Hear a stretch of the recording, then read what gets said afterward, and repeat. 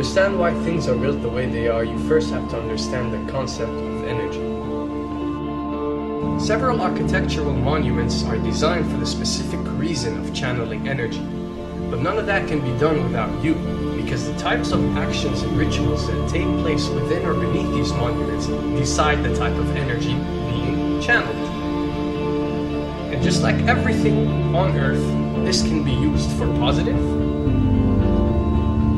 or negative.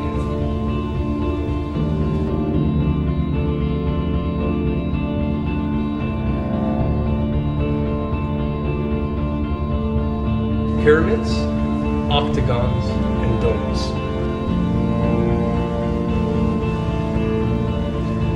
These designs are the most powerful and efficient at channeling energy.